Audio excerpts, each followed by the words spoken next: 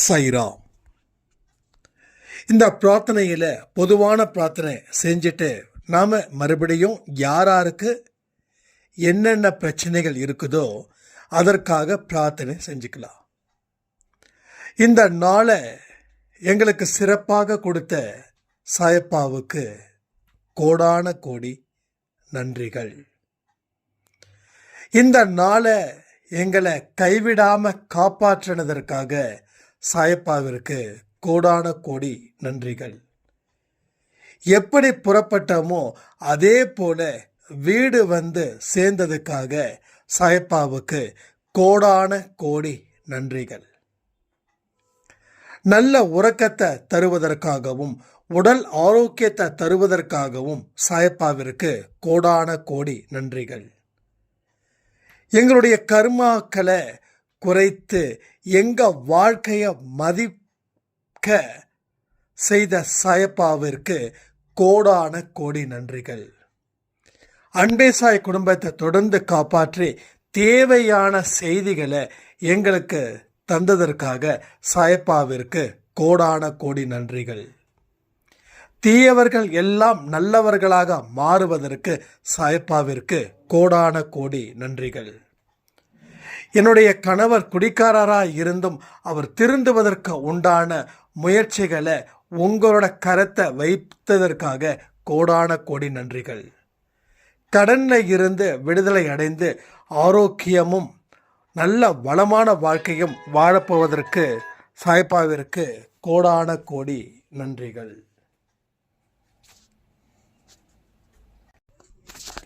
இப்போ யாராருக்கு என்னென்ன பிரார்த்தனைகள் இருக்குதுன்னு நம்ம பார்க்கலாம்.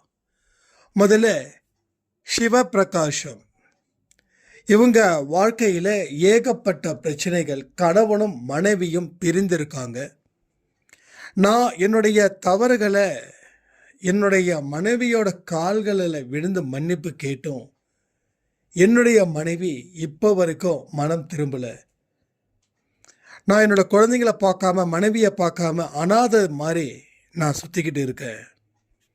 தயவு செய்து சாயப்பா தான் எங்களை சேர்த்து வைக்கணும் அப்படின்னு சொல்லியிருக்காங்க. அவங்களுக்காக நம்ம பிரார்த்தனை பண்ணிக்கலாம். மஞ்சுளா சாய்ராம். இவங்க கடும் வயிற்று வலி, எவ்வளவுதான் மாத்திரை போட்டாலும் வலி அதிகமாகிக்கிட்டே இருக்குது. ஒவ்வொரு நாளும் இரவு வலிக்கிற வலி பகல் வரைக்கும் தொடர்ந்து இருக்குது.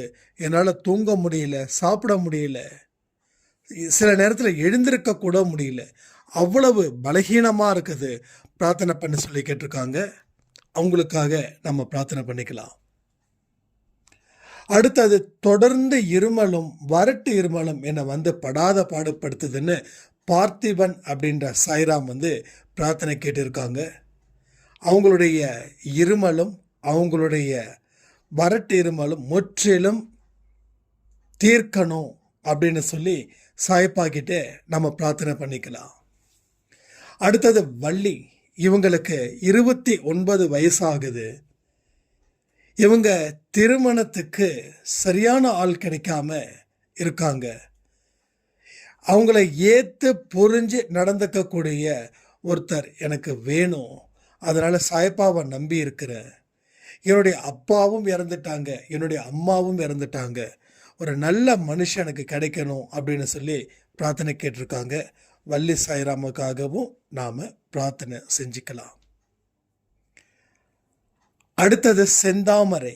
இவங்க ஒரு பிஸ்னஸ் பண்ணியிருக்காங்க. பார்ட்னர்ஸ் வந்து இவங்களை ஏமாற்றிட்டாங்க. இவர் ஏகப்பட்ட இடத்துல வெறும் செக்கில் கையெழுத்து போட்டு கொடுத்துருக்காரு. அத்தனை பேரும் அந்த செக்கை பயன்படுத்தி இவர்கிட்ட ஏகப்பட்ட மிரட்டல்களும் ஏகப்பட்ட கஷ்டத்தையும் தொடர்ந்து கொடுத்துக்கிட்டே இருக்காங்க.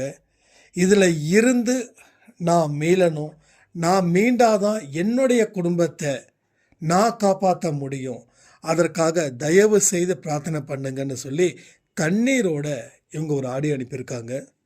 அந்த ஆடியோவை கேட்கும்போது எனக்கே ரொம்ப கஷ்டமாக இருக்குது. அதனால் அவங்களுக்காக இங்கே இருக்கிற எல்லோரும் பிரார்த்தனை பண்ணிக்கலாம். அடுத்தது ஸ்ரீதரன். இவர் வந்து ஒரு கம்பெனியில் மார்க்கெட்டிங் மேனேஜராக ஒர்க் பண்ணிட்டு இருக்காங்க. இவங்களுடைய பெர்ஃபார்மன்ஸ் சரியில்லைன்னு சொல்லி இவங்களுடைய சீனியர்ஸ் எல்லாரும் இவங்களுக்கு எதிராக நின்று வேலையை விட்டு நிறுத்தணும் அப்படின்னு சொல்லி மேனேஜ்மெண்ட் கிட்ட வந்து பேசிகிட்டு இருக்காங்க. இவருக்கு மிகப்பெரிய ஆர்டர்ஸ் எடுத்தாதான் வேலையை தக்க வச்சுக்க முடியும், இல்லைன்னா என்னுடைய குடும்பம் நடுத்தெருவில் நிற்கும். நான் வேதனையோடு சொல்கிறேன்.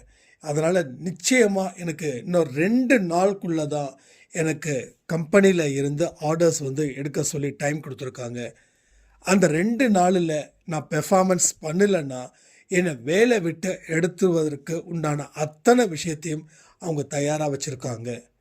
இந்த வேலையை விட்டுட்டேன்னா மறுபடியும் எனக்கு வேலை கிடைக்கிறதுன்றது பெரிய விஷயமா இருக்கும்.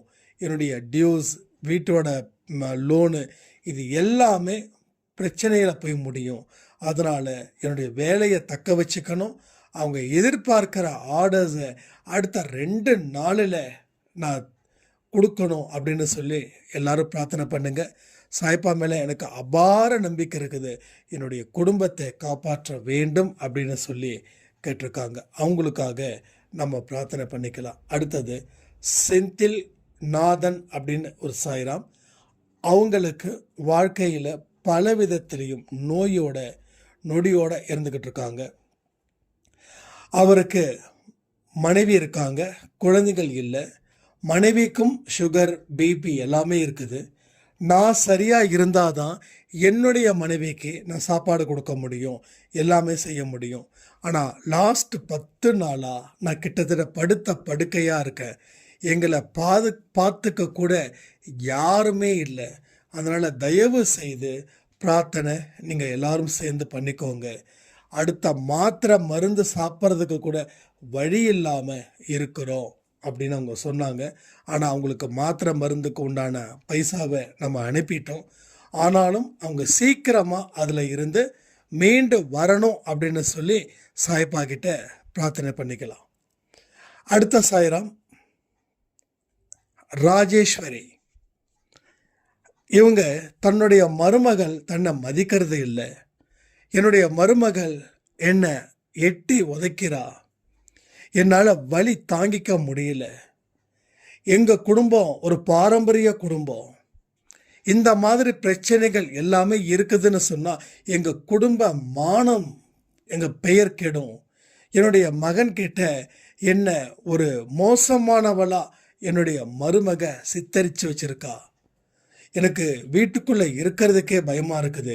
என் மகன் இருக்கும்போது என்கிட்ட அன்பாக பேசுவதும், என் மகன் இல்லாதப்போ என்கிட்ட மிருகத்தனமாக என்னை திட்டுறதும் அடிக்கிறதுமா இருக்கா. என்னால் தாங்க முடியல வலியும் அந்த வேதனையும். தயவு செய்து பிரார்த்தனை பண்ணிக்கோங்க.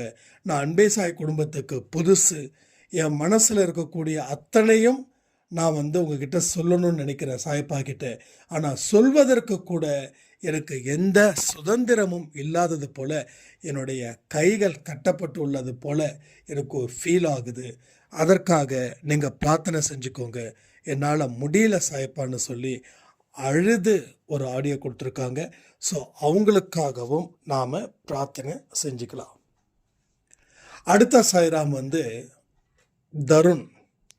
இவர் 7th படிக்கிறாரு. இவருக்கு என்ன பிரச்சனை அப்படின்னா அடிக்கடி பயப்படுறாரு. இரவு நேரத்தில் 11-12 மணி ஆச்சுன்னா பயந்து உடம்பு வேர்த்து போகுது. சில நேரத்தில் ஃபீவர் அதிகமாக வருது. சில நேரத்தில் சோர்வாக இருக்காங்க.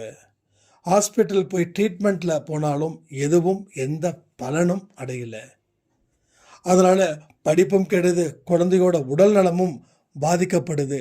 தயவு செய்து சீக்கிரமாக என்னோட குழந்தை நார்மலாக மாறணும் அப்படின்னு சொல்லி அவங்க பிரார்த்தனை சொல்லியிருக்காங்க. அவங்களுக்காக நம்ம பிரார்த்தனை பண்ணிக்கலாம். அடுத்தது சுபஸ்ரீ. இவங்க காலேஜில் படிச்சுக்கிட்டு இருக்காங்க. ஆனால் படிக்கும்போது எனக்கு படிப்பை தாண்டி மற்ற விஷயத்தில் கவனங்கள் வருது. நான் மாய வலையில் விழுந்துடுவேனோ இல்லை விழுந்துட்டனோ அப்படின்னு சொல்லி ஒரு பயமும் இருக்குது. நான் அந்த இடத்துல போகக்கூடாது. நான் நல்லா படித்து என்னுடைய அம்மாவை சந்தோஷமாக வச்சுருக்கணும். எங்கள் அம்மா எங்கள் அப்பா இறந்து கிட்டத்தட்ட 10 வருஷம் ஆகுது. என்னோட அம்மா வீட்டு வேலை செஞ்சு என்னை படிக்க வைக்கிறாங்க. ஆனால் எனக்கோ மனசில் படிப்பு மட்டும் ஏற மாட்டேங்குது. என்னுடைய வயசுக்கு தகுந்த மாதிரி சில விஷயங்கள், அந்த மாதிரி மோசமான எண்ணங்கள் எனக்கு வருது. மாய வலையில் விடாமல் என்னுடைய அம்மாவை நான் நல்லபடியாக பாதுகாக்கணும், பத்திரமா பார்த்துக்கணும்.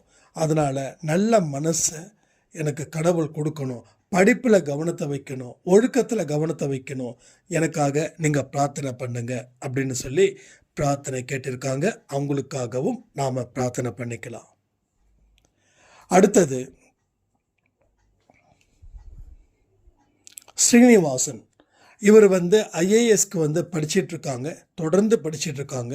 இன்னும் 2 வருஷம்தான் இவருக்கு அந்த எலிஜிபிலிட்டி இருக்குது எக்ஸாம் எழுதுவதற்கு.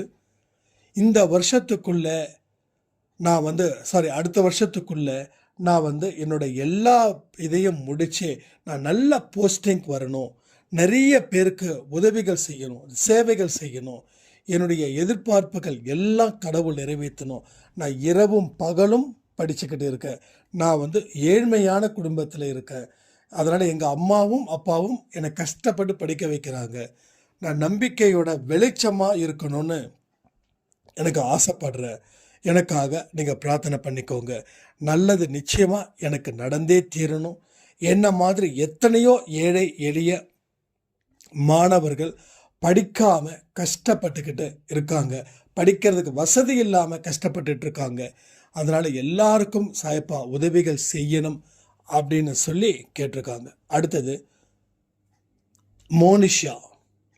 ஆனால் நான் ஒரு சீரியலில் தொடர்ந்து நடிச்சுக்கிட்டு இருக்கேன். ஆனால் எனக்கு வாய்ப்புகள் வழங்க மறுக்கிறாங்க.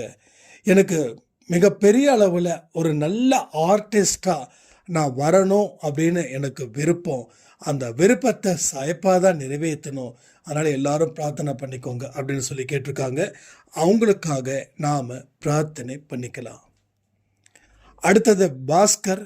இவர் அவங்க அப்பா சமீபத்தில் இறந்து போயிட்டாங்க. அவங்க அண்ணனும் ஒரு ஆக்சிடெண்ட்டில் படுத்த படுக்கையாக இருக்காங்க. ஸோ இவங்களுக்கும் வாழ்க்கையில் அவர் என்னெல்லாம் நினைக்கிறாரோ அதை அத்தனையும் சாயப்பா நிறைவேற்றி தரணும் அப்படின்னு சொல்லி பிரார்த்தனை வச்சுருக்காங்க. அவங்களுக்கும் அவங்க மனைவிக்கும் இருக்கக்கூடிய ரிலேஷன்ஷிப் நல்லா இருக்கணும். என்னுடைய அம்மாவை நான் நல்லா பார்த்துக்கணும்னு நான் நினைக்கிறேன். அதற்கு உண்டானதையும் சாயப்பா எனக்கு ஏற்படுத்தி கொடுக்கணும். குடும்பத்தில் ஏகப்பட்ட பிரச்சனைகளை பாரத்தை சுமந்துக்கிட்டு இருக்கிறோம். யாருக்குமே நிம்மதியும் ஒரு நல்ல மனநிலையும் இல்லை.